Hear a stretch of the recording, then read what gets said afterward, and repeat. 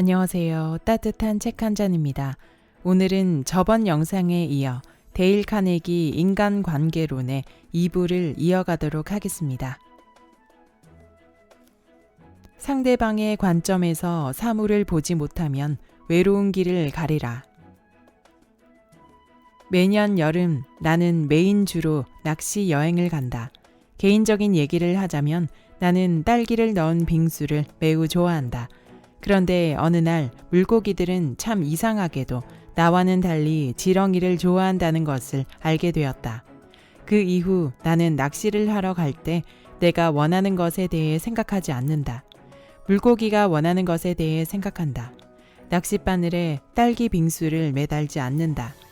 물고기 앞에 지렁이나 메뚜기를 매달아 놓고 이렇게 말한다. 한번 먹어보지 그래? 사람을 낚는 경우에도 바로 이런 상식을 활용하지 못할 게 무엇인가? 제1차 세계대전 당시 영국 총리이던 로이드 조지가 바로 이 방법을 활용한 사람이다. 누군가 그에게 당신은 미국의 윌슨, 이탈리아의 올랜도, 프랑스의 클레망소 등 제1차 세계대전 당시에 쟁쟁한 지도자들이 다 실각하거나 잊혀진 뒤에도 어떻게 권력을 잃지 않을 수 있었느냐고 물었다. 그러자 그는 자신이 최고 권력을 유지한 비결을 하나만 대면 그건 자신이 물고기에 맞춰 미끼를 바꾸는 게 필요하다는 점을 알고 있었기 때문일 거라고 대답했다. 왜 우리는 자신이 원하는 것에 대해 얘기하고 있는가? 자신이 좋아하는 것만 이야기하는 것은 철부지 같은 짓이다. 물론 여러분은 여러분이 원하는 것에 관심을 기울인다. 영원히 그럴 것이다. 하지만 다른 사람은 아무도 여러분이 원하는 것에 관심을 기울이지 않는다. 모든 사람이 다 똑같이 그렇다. 그들은 자신이 원하는 것에만 관심을 기울인다.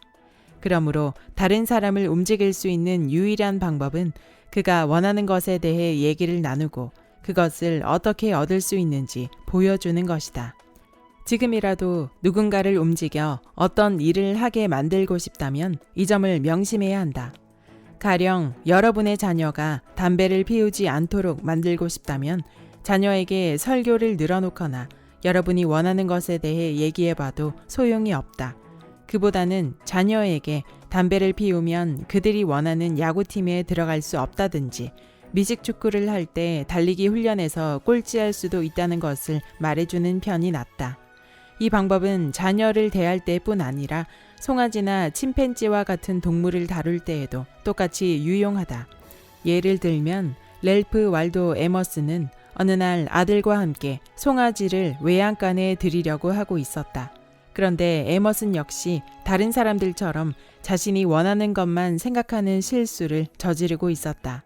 즉, 에머슨은 뒤에서 송아지를 힘껏 밀었고 아들은 앞에서 힘껏 잡아당겼다. 하지만 문제는 송아지 역시 그들과 똑같았다는 점이다. 송아지도 자기가 원하는 것만 생각하였다.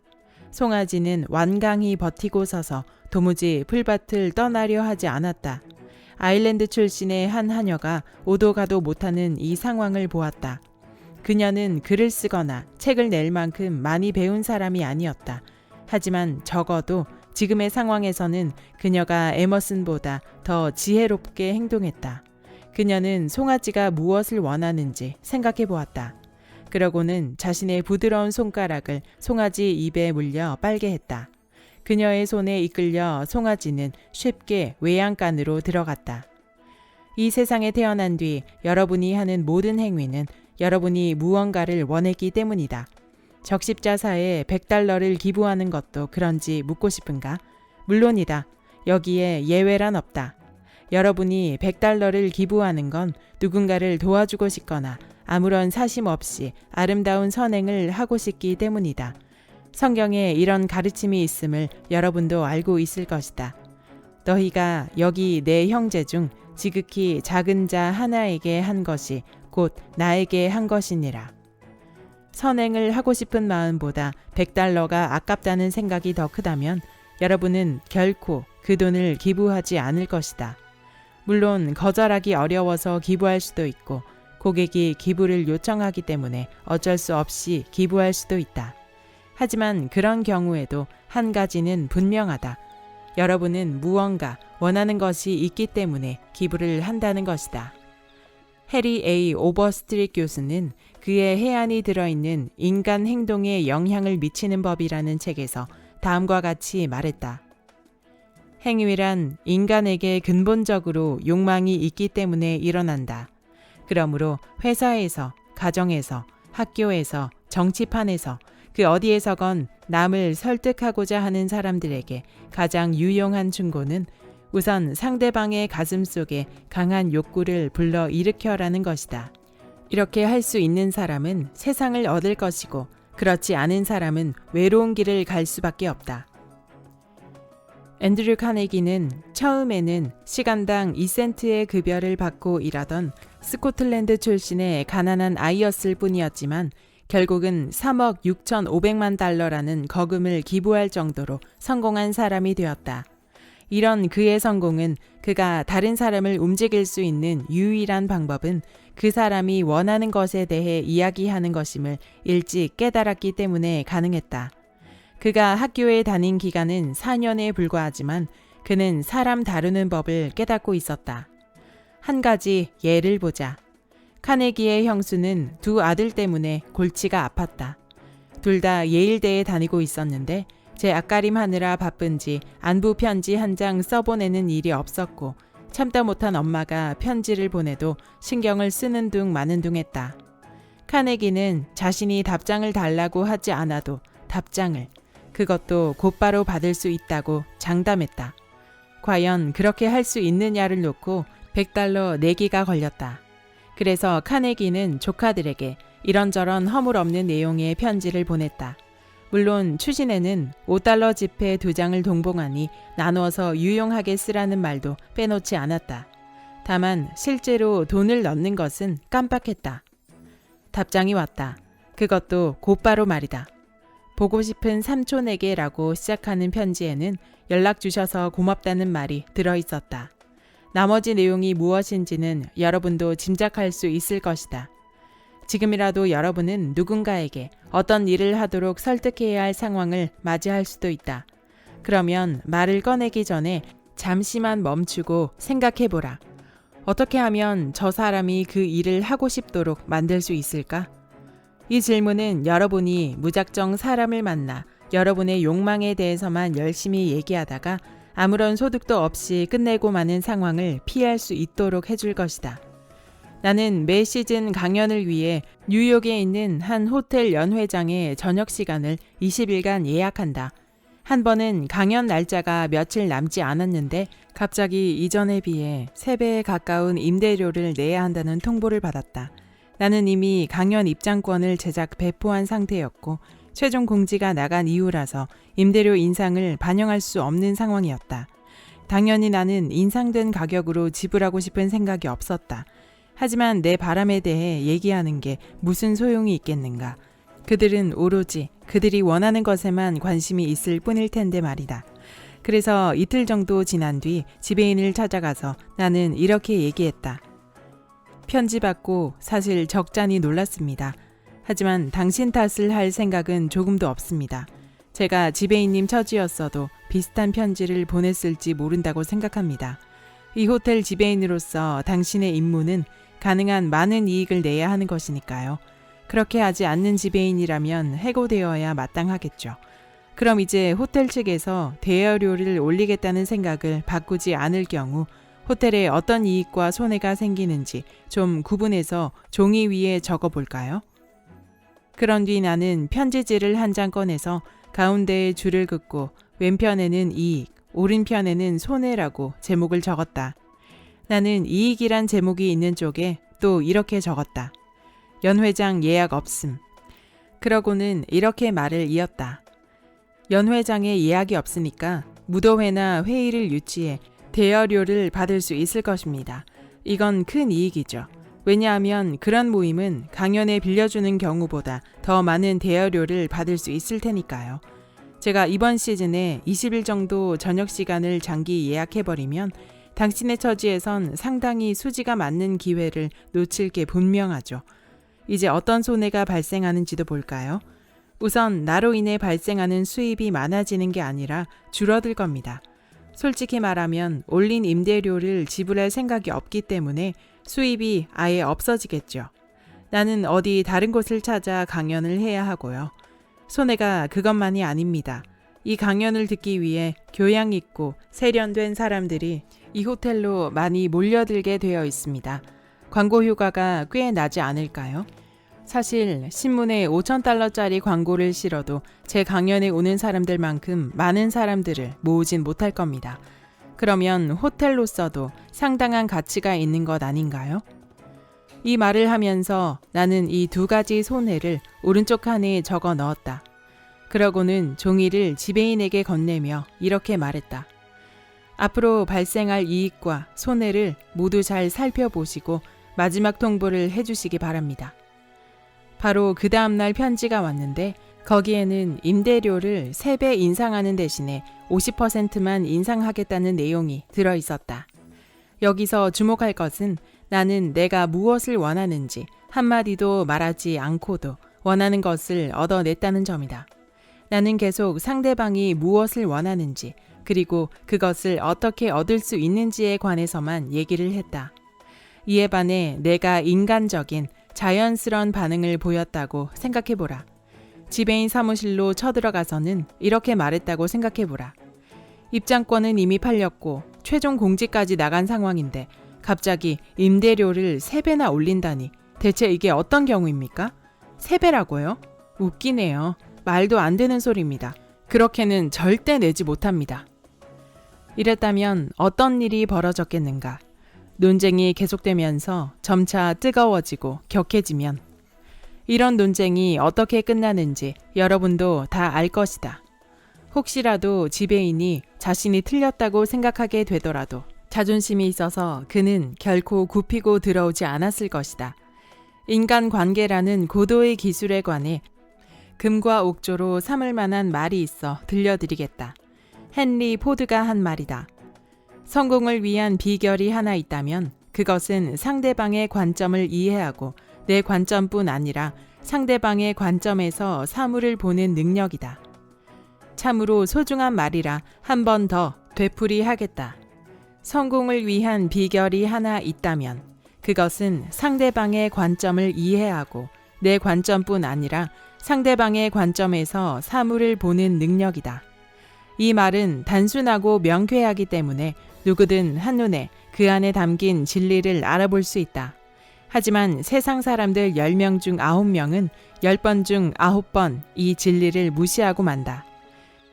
이 편지는 대형 화물터미널 소장이 카네기 강좌 수강생인 에드워드 버밀렌 씨에게 보낸 편지다. 이 편지가 편지를 받은 사람에게 어떤 영향을 끼쳤겠는가? 일단 편지를 읽은 다음 내 얘기를 들어보길 바란다. 뉴욕시 브루클린 프론트가 28번지 A. 제레가즈 선주 주식회사 참조 에드워드 버밀렌 부장. 안녕하십니까? 대부분의 물량이 오후 늦게야 폐사에 도착하고 있어 폐사 수출용 화물 터미널 작업이 지체되고 있습니다. 그 결과 화물 체증, 연장 근무, 배차 지연 등이 발생하고 있으며 심한 경우에는 배송 지연으로까지 이어지고 있습니다. 지난 11월 10일 귀사에서 보내주신 510개나 되는 화물이 터미널에 도착한 시간은 오후 4시 20분이었습니다. 화물의 접수 지연으로 인해 발생하는 바람직한 못한 결과를 방지하는 데 귀사의 협조를 희망하는 바입니다. 그러기 위해 지난번과 같이 대량의 화물을 선적하는 날에는 트럭이 터미널에 조금 일찍 도착하도록 조치해 주십시오. 화물 일부를 오전 중에 미리 터미널로 운반하는 것도 방법이라 여겨집니다. 이런 조치를 취하실 경우 귀사 트럭의 대기 시간이 단축되고 귀사 화물이 접수 당일 발송되는 등의 이익이 발생할 것으로 여겨집니다. 그럼 이만 줄이겠습니다. JB 소장 올림. 이 편지를 받고 A 제레가즈 선지사의 영업부장인 버밀렌 씨는 다음과 같은 코멘트를 나에게 보내왔다. 이 편지는 의도와는 정반대의 효과를 가져왔습니다. 이 편지는 터미널의 어려움을 설명하는 것으로 시작합니다. 하지만 일반적으로 말해 그 점은 우리의 관심사가 아닙니다.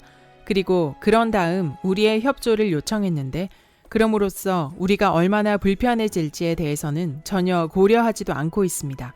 결국 마지막 문단에 가서야 우리가 협조하면 우리 트럭의 대기 시간이 줄어들고 접수된 우리 화물에 대한 당일 발송이 보장된다는 사실을 얘기합니다. 달리 얘기하자면 우리가 가장 관심을 가지는 내용이 맨 끝에 나오기 때문에 결과적으로 협조하고 싶은 생각보다는 반감만 불러일으킨 셈이죠. 이 편지를 고쳐 써서 개선할 수 있는지 한번 보자. 우리의 문제를 얘기하면서 시간 낭비하지 말고 헨리 포드의 충고대로 다른 사람의 관점을 이해하고 내 관점뿐만 아니라 상대방의 관점에서 사물을 보도록 해보자. 아래의 편지를 고쳐 쓴 한 예다. 최선이 아닐지는 모르지만 분명히 훨씬 나은 편지로 보이지 않는가? 뉴욕시 브루클린 프론트가 28번지 A. 제레가즈 선주 주식회사. 친애하는 버밀렌 씨, 지난 14년 동안 변함없는 귀사의 성원에 깊은 감사를 드립니다. 성원에 보답하고자 언제나 신속하고 효율적인 서비스를 제공하기 위해 노력하고 있습니다. 하지만 지난 11월 10일의 경우처럼 귀사에 대량 화물을 실은 트럭이 오후 늦게 터미널에 도착하는 경우 만족스러운 서비스를 제공하지 못하는 것에 대해서는 안타까운 마음을 금할 수 없습니다. 이유는 많은 타사 화물들 또한 오후 늦게야 접수되기 때문입니다. 자연히 화물 체증이 발생하게 되고 그러면 귀사의 트럭이 부두에서 대기하는 시간이 연장되고 심한 경우 화물 배송이 지연되는 경우도 발생합니다. 이런 일은 무척 유감스러운 경우로서 미리 예방 조치를 취하는 편이 현명할 것입니다. 한 가지 방법은 가능하면 오전에 귀사의 화물을 부두로 이동시키는 것입니다. 이럴 경우 트럭 대기 시간이 단축되고 귀사의 화물은 즉각 처리되며 저희 직원들도 일찍 퇴근해 귀사에서 생산하는 파스타로 요리해서 맛있는 저녁을 즐길 수 있게 될 것입니다. 이 의견을 불평이나 귀사의 운영 방침에 대한 간섭으로 여기지 않아주시면 고맙겠습니다. 이 편지는 전적으로 귀사에게 더 효율적인 서비스를 제공하려는 의도에서 작성되었습니다. 화물이 언제 도착하더라도 기꺼이 전력을 다해 귀사에게 즉각적인 서비스를 제공할 것입니다. 바쁜 시간 내서 읽어주셔서 감사합니다. 답장은 주지 않으셔도 무방합니다. 그럼 이만 줄입니다. JB 소장 올림. 오늘도 수천의 세일즈맨들이 박봉에 시달리면서 별다른 의욕도 없이 피곤하게 거리를 누비며 다니고 있다. 왜 그럴까? 그들은 언제나 자신들이 원하는 것만 생각하고 있기 때문이다. 그들은 여러분이나 내가 아무것도 사고 싶지 않다는 것을 깨닫지 못한다. 사고 싶은 게 있으면 쇼핑하러 가서 사오면 그만이다. 하지만 고객인 우리는 우리에게 닥친 문제를 해결하는 데는 언제나 관심을 쏟는다. 만일 어떤 세일즈맨이 자신이 제공하는 서비스나 제품이 우리의 문제를 어떤 식으로든 해결해 준다는 것을 우리에게 보여줄 수 있다면 그는 굳이 팔려고 애쓰지 않아도 될 것이다. 우리가 그것을 살 것이기 때문이다. 고객은 자신이 판매의 대상이 아니라 구매의 주체라고 느끼고 싶어 한다. 그럼에도 불구하고 많은 사람들이 고객의 시각에서 사물을 보는 법을 깨닫지 못하고 평생을 보내고 만다. 예를 들어보자. 나는 포리스트 힐즈라고 하는 뉴욕시 한가운데 있는 아담한 단독주택 단지에 살고 있다. 하루는 지하철로 급히 가다가 길에서 롱아일랜드에서 오랫동안 부동산업에 종사해온 부동산 중개인을 만났다. 그는 포리스트 힐즈를 잘 알고 있었다.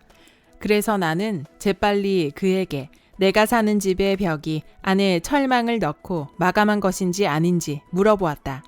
그는 잘 모르겠다고 대답하면서 내가 이미 알고 있는 사실을 다시 들려주었다. 포리스트 힐즈 조경협회에 전화하면 알 수 있다는 것이다. 그 다음날 아침 나는 그가 보낸 편지를 받았다. 그는 내가 필요한 정보를 주었을까? 전화하면 1분 안에 알 수 있었을 텐데도 그는 그러지 않았다. 내가 전화하면 단지 정보를 얻을 수 있다는 사실을 다시 한번 말했을 뿐이다. 그러고는 내 보험을 자신에게 맡겨달라고 부탁했다. 그는 내게 도움이 되는 것이 아니라 자신에게 도움이 되는 것에만 관심이 있었다. 나는 그에게 나누는 기쁨과 함께 나누는 행운이라는 책을 주었다. 바쉬 영이 쓴 짧으면서도 훌륭한 책들이다. 만일 그가 그 책들을 읽고 그 안에 담긴 철학대로 실천했다면 내 보험을 가져가는 것보다 수천 배 많은 이익을 챙길 수 있었을 것이다. 전문가라는 사람들도 이와 똑같은 실수를 저지른다. 나는 몇 년 전 필라델피아에서 유명한 이비인후과 의사에게 진료를 받으러 간 적이 있다. 입안을 살펴보기도 전에 그는 우선 내 직업이 뭐냐고 물었다. 그는 내 편도선 상태가 어떤지는 관심이 없고 내 수입에만 관심이 있었다. 그의 주된 관심은 나를 어떻게 도와줄 것인지에 있지 않았다.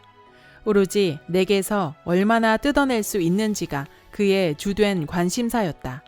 그 결과 그는 한 푼도 벌지 못했다.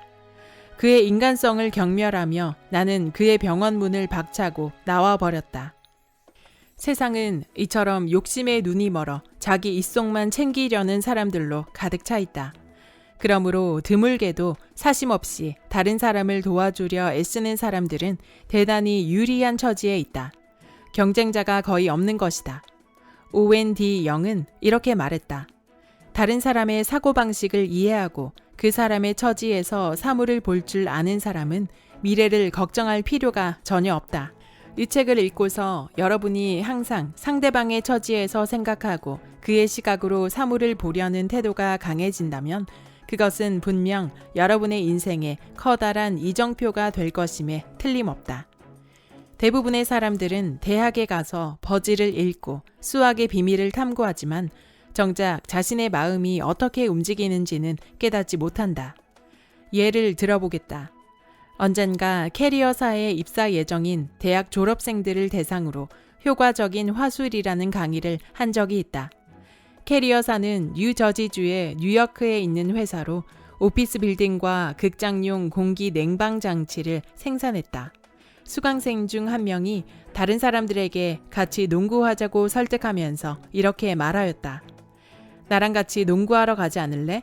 난 농구를 좋아해서 농구장에 자주 가는데 최근에는 사람들이 별로 없어 게임을 할 수 없었거든. 얼마 전에는 밤에 서너 명이 공을 돌리다가 공에 맞아 눈에 멍이 들었지 뭐야. 내일 밤에 몇 명 나와주면 좋겠다. 농구가 정말 하고 싶거든. 그의 얘기 속에 여러분이 원하는 게 들어있는가? 여러분은 다른 사람들이 가지 않는데 혼자 농구장에 가고 싶지는 않을 것이다. 그 친구가 무얼 원하는지는 알 바 아니다. 눈에 멍이 들고 싶지도 않을 것이다. 그는 농구장을 이용해 여러분이 원하는 것을 얻을 수 있는 방법을 제시할 수 있었을까? 물론이다. 활력이 생긴다. 식욕이 왕성해진다. 머리가 맑아진다. 재미가 있다. 승부를 즐긴다. 농구를 한다 등을 제시할 수 있다.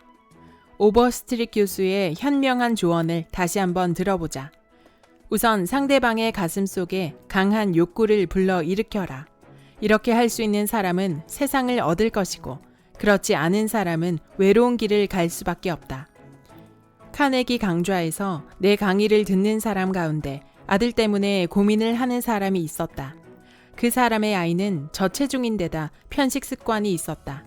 아이의 부모는 사람들이 흔히 하는 대로 야단치고 잔소리했다. 엄마는 네가 이것도 먹고 저것도 먹었으면 좋겠는데 아빠는 네가 쑥쑥 자랐으면 좋겠다.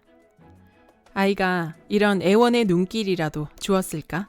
눈꽃만치도 신경 쓰지 않았다. 상식적인 사람이라면 아무도 3살배기 어린애가 30살인 아빠의 생각을 이해하고 따를 수 있다고 기대하지 않을 것이다. 하지만 아빠는 바로 그것을 기대하고 있었다. 말이 안 되는 얘기였다. 결국 아빠도 그걸 깨닫게 되었다. 그래서 그는 이렇게 생각해 보았다. 아이가 원하는 게 뭘까? 내가 원하는 것과 아이가 원하는 것을 어떻게 결합시킬 수 있을까? 이렇게 생각하기 시작하자 문제는 쉽게 해결되었다.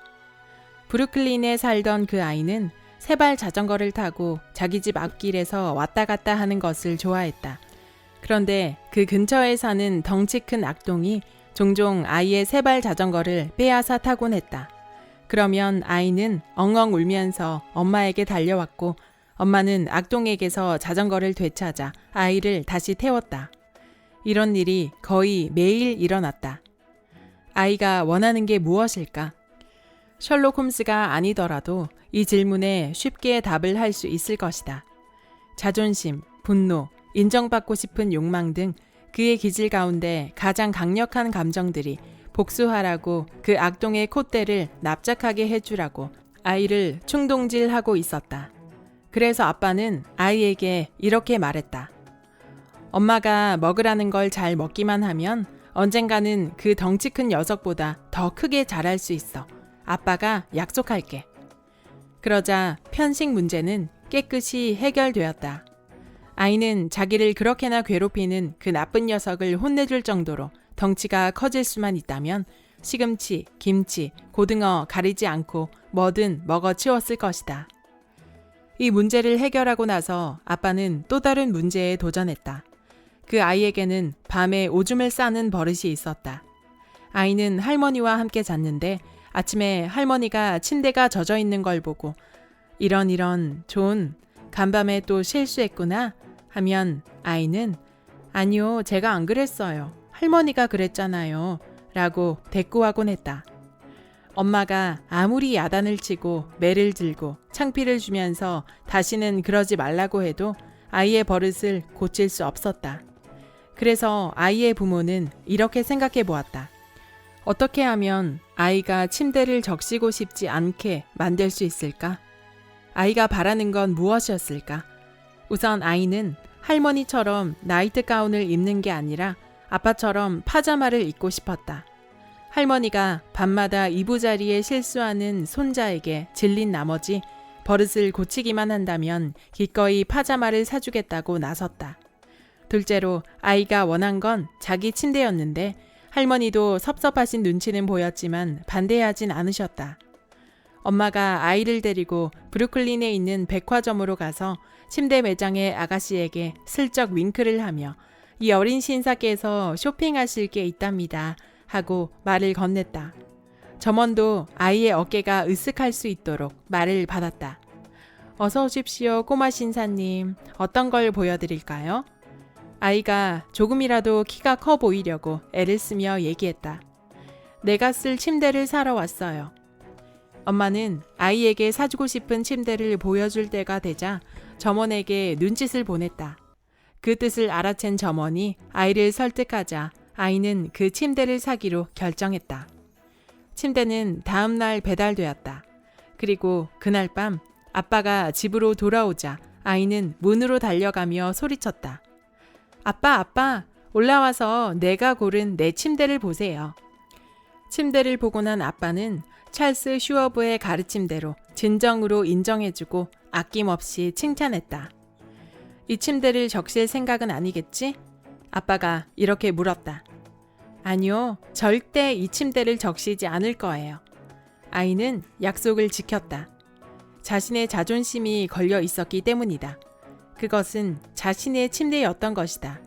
자기가, 그리고 자기 혼자서 그 침대를 샀다. 그리고 어른처럼 파자마도 입고 싶었다. 그러니 어른처럼 행동하고 싶었다. 그리고 실제 그렇게 했다. 내 강좌의 수강자 가운데 또 다른 아빠인 KT 더치만은 3살 난 딸이 아침을 먹지 않아서 고민이었다. 남들 하는 대로 야단도 치고 애원도 하고 살살 달래기도 해보았지만 소용이 없었다. 그래서 아이의 부모는 이런 질문을 해보았다. 어떻게 하면 얘가 아침을 먹고 싶어 하도록 만들 수 있을까?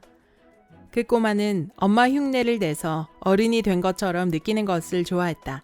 그래서 어느 날 아침 엄마는 아이를 부엌으로 데리고 가 아침에 먹을 음식을 만들게 했다. 그리고 아이의 기분이 절정에 달한 순간 아빠가 부엌에 나타났다. 아이는 아침 음식 준비를 하다가 아빠를 보고는 이렇게 말했다. 아빠, 보세요. 제가 오늘 아침 음식을 만들고 있어요. 먹으라는 얘기를 하지 않았는데도 아이는 그날 아침 자기가 만든 시리얼을 2접시나 먹어치웠다. 아침 식사에 관심을 가지게 되었기 때문이다. 아이는 자기가 인정받았다고 느꼈다. 아침 음식을 준비하는 데서 자기를 표현할 방법을 발견했던 것이다. 윌리엄 윈터는 언젠가 이렇게 말을 했다. 자기 표현의 욕구는 인간의 본성의 중요한 필수 요소다. 같은 심리를 사업에 활용하지 못할 이유가 무엇인가?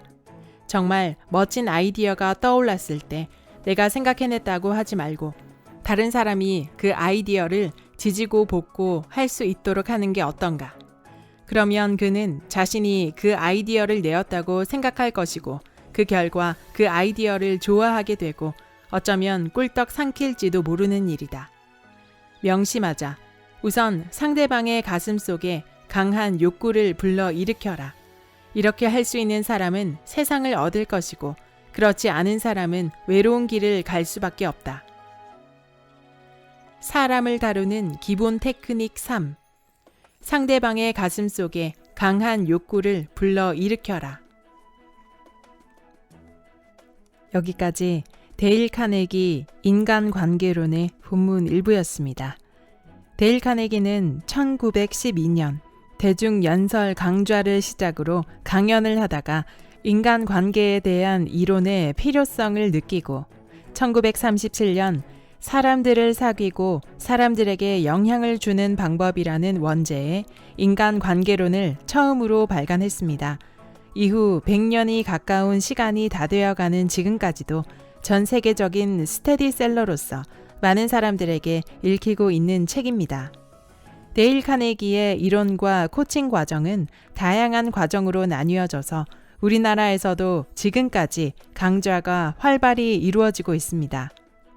이 책의 목차는 크게 사람을 나누는 기본 테크닉, 사람의 호감을 얻는 6가지 방법, 상대방을 설득하는 12가지 방법, 반감이나 반발 없이 상대를 변화시키는 9가지 방법, 기적을 일으킨 편지들, 행복한 가정을 만드는 7가지 비결, 이렇게 총 6파트로 나뉘어 있습니다.